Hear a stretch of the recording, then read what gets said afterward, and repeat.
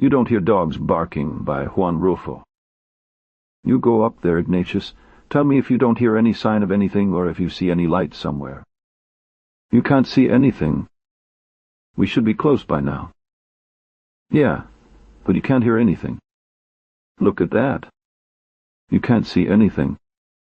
Poor of you, Ignacio. The long black shadow of men kept moving up and down, climbing up the rocks, shrinking and growing as it moved along the stream bank.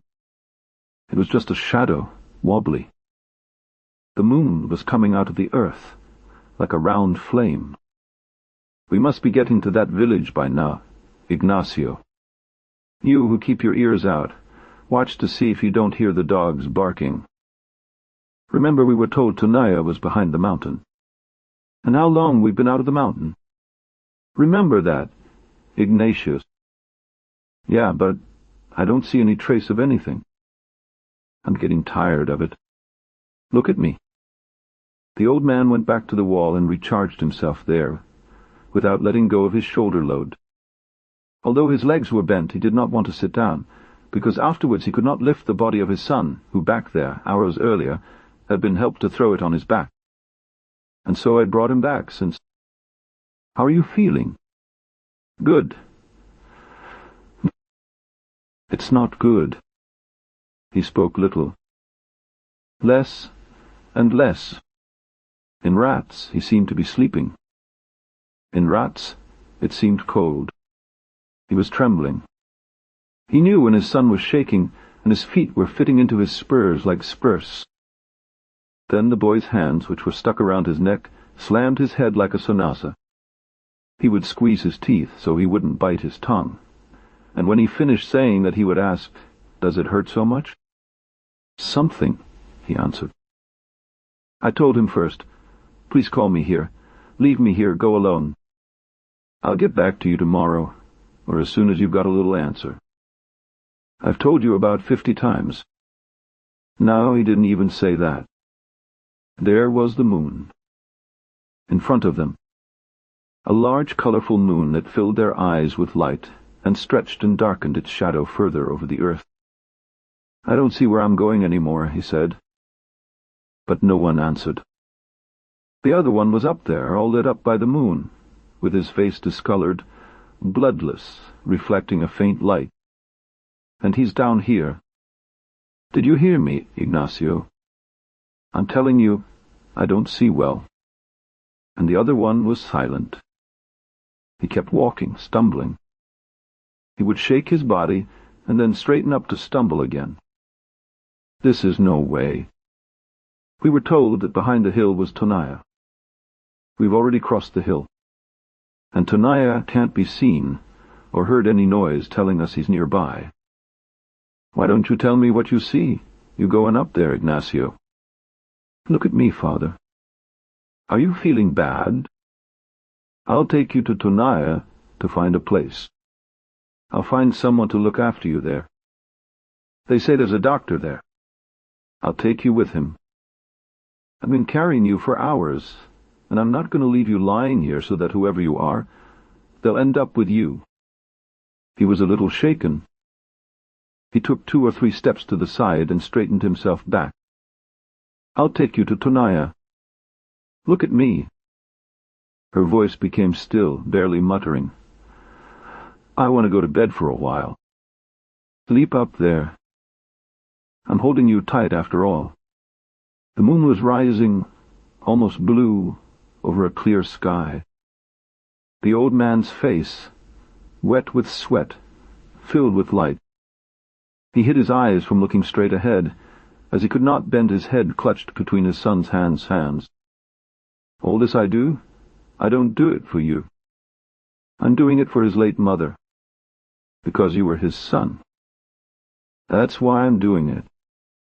She would come back to me if I had left him lying there where I found him, and not picked him up to take him to be cured as I am doing. She is the one who encourages me, not you. Starting with the fact that I owe you nothing but pure hardship, pure mortification, pure shame. I was sweating when I spoke, but the night wind was drying up his sweat. And on the dry sweat, I was sweating again. I'll melt, but I'll come with you to Tonaya, so you can relieve those wounds you've been hurt. And I'm sure as soon as you feel well, you'll be back on your bad footsteps. I don't care about that anymore. Provided you go away where I never hear from you again. With that in mind, because to me you're no longer my son. I have cursed the blood you have on me. The part that was mine, I cursed. I said, let the blood I gave you rot in your kidneys.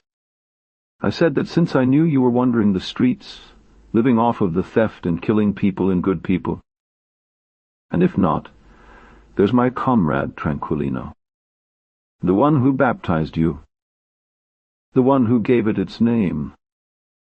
He too was unlucky to meet you. I said, that can't be my son. See if you can see anything.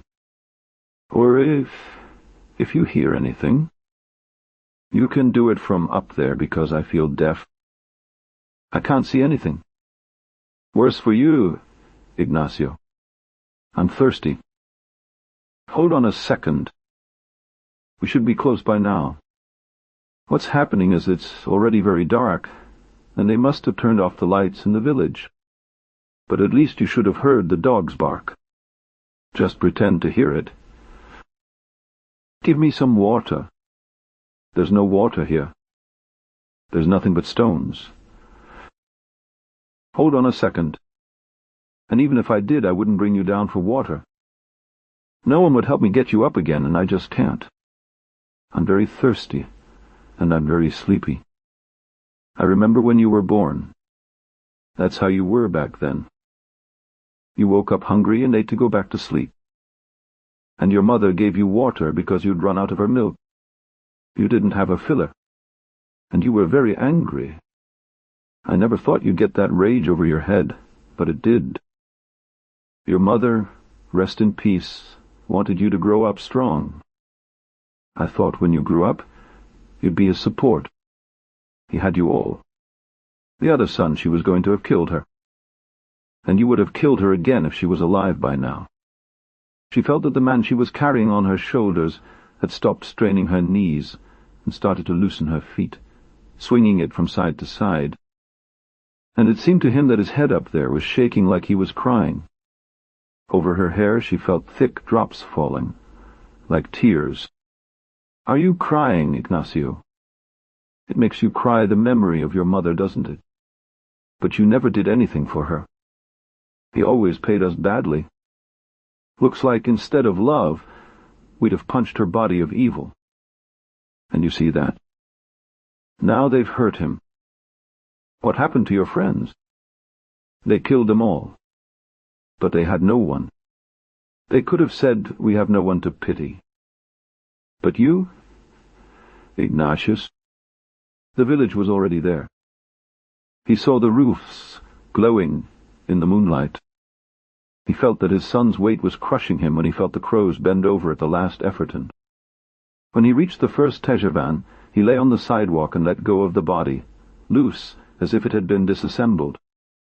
He could hardly pull the fingers that his son had been holding on to his neck with, and when he was free, he heard the dogs barking everywhere. And you didn't hear them, Ignacio, he said. You didn't even help me with this hope. Finn, 1953.